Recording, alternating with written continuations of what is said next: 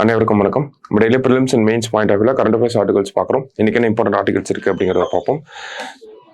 முதல்ல பார்த்தோம்னா சென்னை உயர்நீதிமன்றம், அதாவது மெட்ராஸ் உயர்நீதிமன்றத்துக்கு புதிய தலைமை நீதிபதியை நியமனம் செஞ்சிருக்காங்க. சரிங்களா?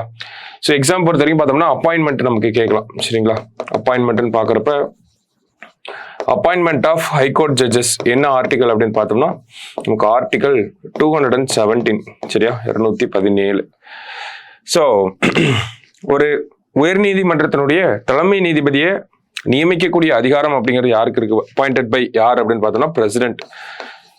இவங்களுக்கு பதவி பிரமாணம் செஞ்சு வைக்கிறது யார் அப்படின்னு பார்த்தோம்னா கவர்னர். ஓகேங்களா? கவர்னர் தான் வந்து பதவி பிரமாணம் செஞ்சு வைப்பார், ஓத் ஆர் அஃபர்மேஷன் அப்படிங்கிறது.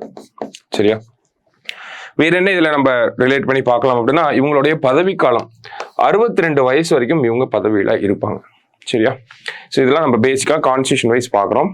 செய்தியில பார்த்தோம்னா தமிழகத்தில் இருக்கக்கூடிய மெட்ராஸ் உயர் நீதிமன்றத்தின் 34வது தலைமை நீதிபதியாக KR ஸ்ரீராம் அவர்கள் வந்திருக்கிறாங்க. சரிங்களா? ஸோ இதுதான் நமக்கு இந்த செய்தி.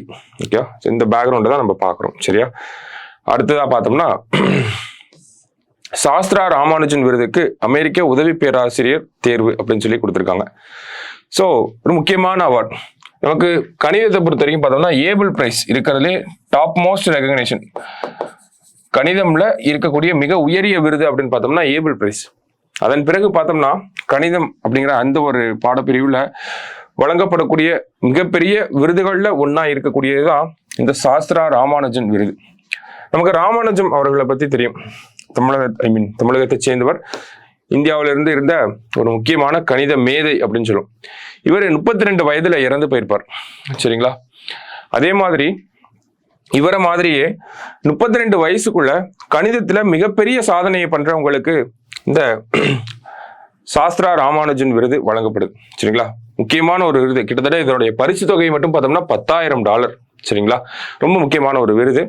இந்த வருஷத்துக்கான விருது யாருக்கு வழங்கப்பட்டிருக்கு அப்படின்னு பார்த்தோம்னா அமெரிக்காவில் இருக்கக்கூடிய ஜார்ஜியா தொழில்நுட்ப நிறுவனத்தை சேர்ந்த அலெக்சாண்டர் துன் அப்படிங்கிற இவருக்கு தான் இந்த வருஷத்துக்கான விருது வழங்கப்பட்டிருக்கு. ஓகேங்களா? நமக்கு அப்பாயின்மெண்ட் அண்ட் அவார்டு ரிலேட்டடா 2 ஆர்டிகல் பார்த்துருக்கோம். சரியா? ஸோ முக்கியமான ஒரு அவார்ட் நோட் பண்ணி வச்சுக்கோங்க. சரியா? ஸோ இன்னைக்கு நியூஸ் பேப்பர்ல இந்த பேசிக்கான விஷயங்கள் இதெல்லாம் தான். ஓகே, ரெண்டுமே பேசிக்கான ஆர்டிகல்ஸ் தான்.